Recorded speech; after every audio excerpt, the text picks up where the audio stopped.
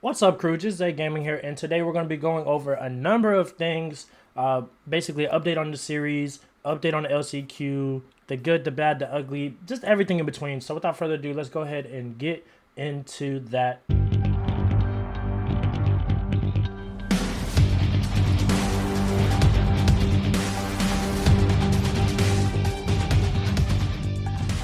So we'll go ahead and touch into why I haven't recorded the past couple weeks and posted. The biggest thing was because of practicing for the LCQ and basically getting my mindset into a competitive gameplay. For again, people who didn't watch the first video, I highly recommend it because it kind of gives more of a backstory. But to summarize it all, I've been a commentator, not as much of a competitive player, since the release of One Piece, all the way back from the very first Treasure Cup up until now. And it really has been an interesting ride of trying to get into that mindset of being a competitive player.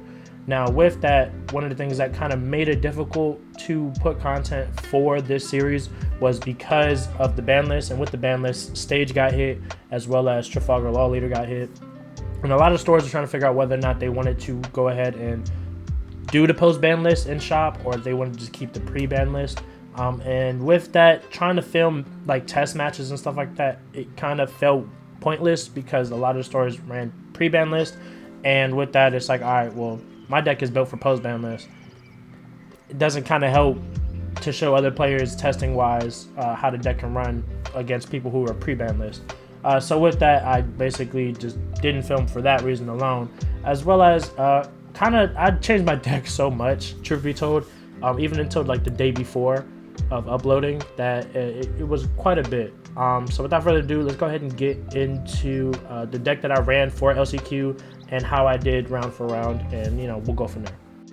So let's go ahead and look at this list that I ran for the LCQ. This was the deck that I submitted for last day of submissions, and basically, as a lot of people can tell, I don't run the Baby 5 package, and I solely believed in it, and I wholeheartedly think that was just a better option.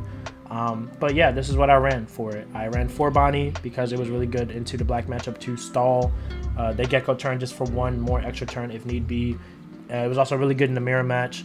The Zoro at 4-of because that card is godly. You have to answer it. The 4 Rosie because it's just a really good card to help protect bodies. The Izo was to rest if I'm going for game here, or it was good to rest the Urouge in the mirror matchups. Stuff like that. The zero cost event because there were so many non-counters.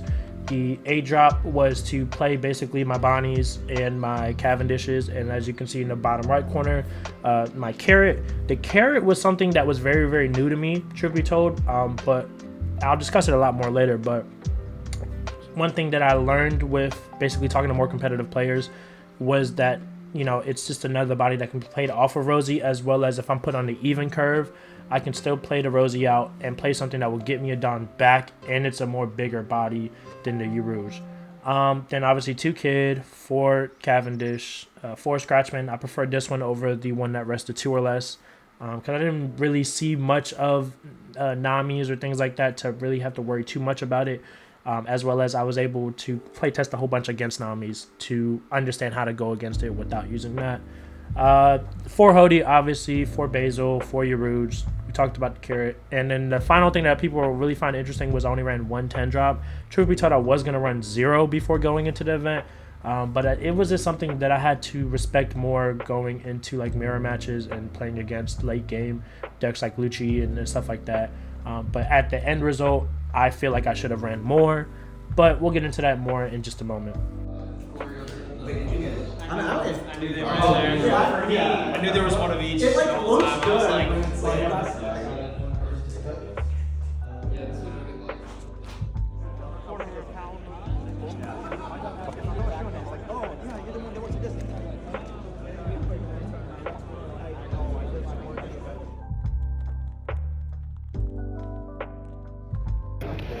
I played round 1 against Black Luffy.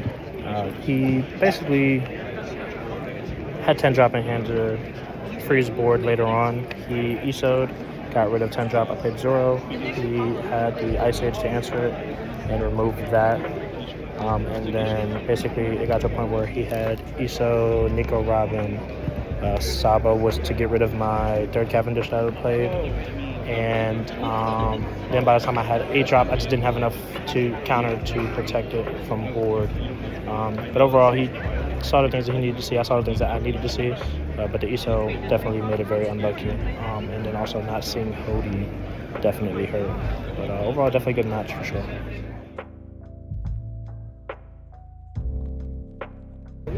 Literally forgot to leave it on active. Basically, opponent went first, I went second. My curve was looking a little higher on the end after I mulliganed, but I got 8 cost Don Quixote. So with that, played, or not Don Quixote, but Rosie. Played Rosie into Cavendish. Followed up next turn with Zoro because he couldn't remove the Cavendish, obviously. And then when it got back to my turn, because he couldn't play Gecko to remove anything on my board, I was swinging 15s with Zoro, did Cavendish to get 2 Don back, and I just got greedy and honestly forgot that he had the 5-cost Sabo. So in turn, I used that last Don to attach it on the Zoro, swing for 16, blocked with Sabo. He had 3 targets to swing, I had 2 life, not enough counter on him. So literally, if I left the Don up, I would have won. But yeah, I mean, some mistakes sometimes just really happen, so it is what it is. I just have to learn from it.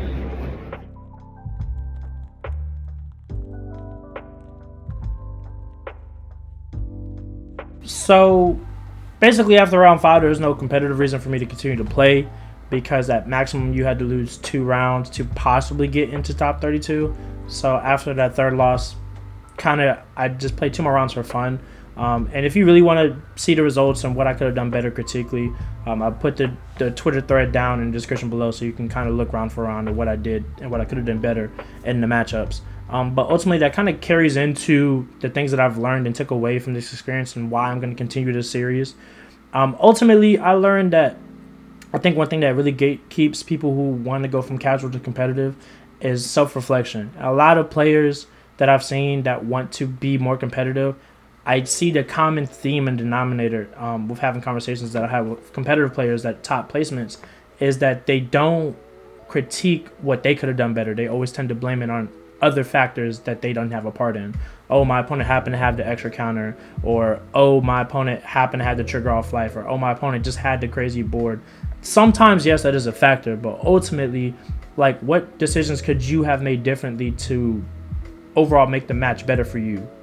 Ultimately, there's always ways to get better, and I think that's the reason why I like playing this game so much. I think that's partially why I want to continue the series so much, and yeah, honestly, that's the reason we're going to keep doing it. So with all that being said, like, let me know down in the comments, what do you feel like as a casual player you wish that you understood better to get into the competitive scene? Or even competitive players, what are things that you wish you knew or advice that you would give to casual players?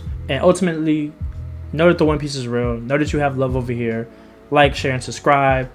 Comment, share the video. Stay tuned later this week when I post a deck profile for King, because I think King is pretty broken-ish.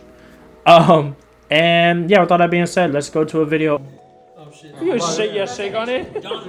You're first. That's what I was pointing at. Okay, Yamato, Monet. Alright. Oh shit, 221. First pack, you're fucked. Yeah, good. You lost. Fucking GG. Oh, wait. He can get one. Give him the box is dead. If he gets one, it's who has a better number. Box is ready. Damn. Does he get 2? I gotta update my Twitter bio. Hey, yeah. Cereal. winner. Wait, this looks the same. Oh shit. Damn, you missed it, or? Oh, nothing. Yeah, what if he gets the second one? I mean, this is so crazy. Oh, That's why he took the sleeves off. That's why he got the sleeves off. yeah, you didn't have the. We're slapping the face. Yeah.